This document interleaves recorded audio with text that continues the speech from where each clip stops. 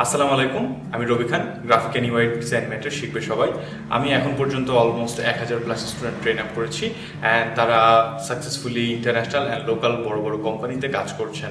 আমার সম্পর্কে বলতে আমি নিজে একজন ফ্রিল্যান্সার গ্রাফিক ডিজাইনার হিসেবে কাজ করছি ফাইবারে, লেভেল 2 সেলার, এবং আপওয়ার্কে আছি রাইজিং ট্যালেন্ট ব্যাচ নিয়ে। প্রতিটি ডিজাইন করার জন্য আমাদের সবার আগে ডকুমেন্ট ক্রিয়েট করে নিতে হয়, যাকে আমরা বলি আর্টবোর্ড। আমরা এখন শিখব যে কিভাবে একটি ফ্লায়ারের জন্য আমরা নিজেদের ডকুমেন্ট সেট আপ করবো।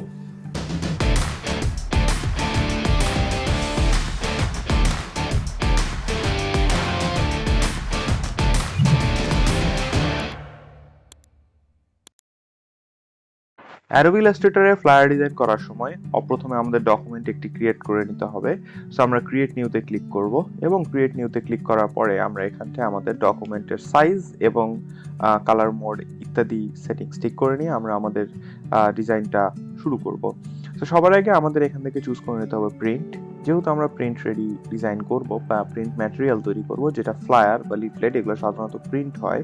এবং আপনি দেখলে বাম পাশে দেখতে পাবেন যে এখানে A4 একটা প্রিসেট দেয়া আছে, A4 এর সাইজ দেয়া আছে বিল্ট-ইন ভাবে। আপনি চাইলে এটা সিলেক্ট করে দিতে পারেন, অথবা এখান থেকে আমরা ইঞ্চি নিয়ে কাজ করব। সো ইঞ্চি সিলেক্ট করে এই ড্রপ ডাউন থেকে ইঞ্চি সিলেক্ট করে আমরা এখানে লিখেও দিতে পারি 8.26 বাই 11.69। ঠিক আছে, তো আমরা এইভাবেও লিখতে পারি, অথবা এখান থেকে প্রিসেটও চুজ করতে পারি।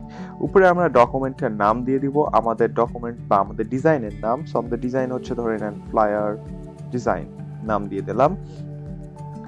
এবার ওরিয়েন্টেশন হচ্ছে আপনার আর্টবোর্ডটা লম্বা হবে না আড়াআড়ি হবে। সো যেহেতু আমরা যে ফ্লায়ারটা করব, এই ফ্লায়ারটা হচ্ছে লম্বাটে টাইপের, দ্যাটস ওয়াই আমরা এটাকে লম্বা রাখার চেষ্টা করব। এবং আমাদের যেহেতু এক সাইডের ডিজাইন, সো আমরা একটা পেজ নিব। যদি দুই ডাবল সাইডেড হয় তাহলে আমরা দুটো পেজ নিতে পারবো, মানে 2 পেজের এপিটোপির যদি ডিজাইন হয়ে থাকে তাহলে দুটো আর্টবোর্ড নিব। যেহেতু এক পেজের ডিজাইন, সো আমরা এক সাইডের জন্য একটা আর্টবোর্ড এখান থেকে চুজ করে নিলাম। এবং ব্লিড এরিয়াটা কি? ব্লিড এরিয়া হচ্ছে যখন প্রিন্ট হবে কাটার জন্য চারপাশে যেই স্পেসটা রাখা হয় সেটাকে বলা হয় bleed area. So standard bleed area হচ্ছে 0.125। এখানে এক জায়গায় 0.125 লিখে অন্য যে কোনো একটা বক্সে ক্লিক করলে সবগুলো বক্সে 0.125 সাইজ নিয়ে নেবে। এবার আমরা যেটা করব সেটা হচ্ছে কালার মোড। আমরা সবসময় কালার মোড প্রিন্ট রেডির জন্য CMY কে ব্যবহার করব।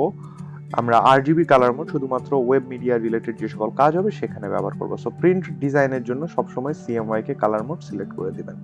রাস্টার এফেক্ট হবে 300 ppi, হাই রেজলিউশনের হবে, এবং প্রিভিউ মোড ডিফল্ট থাকবে। সো এইটা হচ্ছে আমাদের ডকুমেন্ট সেটআপ। এবং ক্রিয়েট করলে আপনার সামনে একটি ডকুমেন্ট চলে আসবে বা আর্টবোর্ড চলে আসবে এটা। সো এটা হচ্ছে আমাদের ফ্লায়ার ডিজাইনের জন্য ডকুমেন্ট সেটআপ। এই ভিডিওতে দেখলাম আমরা কিভাবে ফ্লায়ার ডিজাইনের জন্য একটি ডকুমেন্টেশন ক্রিয়েট করব। সো প্রত্যেকটা ফ্লায়ার ডিজাইনের জন্য এইভাবে আপনাকে ডকুমেন্টেশন ক্রিয়েট করে নিতে হবে। আশা করি আপনারাও ফ্লায়ার ডিজাইনের জন্য ডকুমেন্ট ক্রিয়েট করতে পারবেন।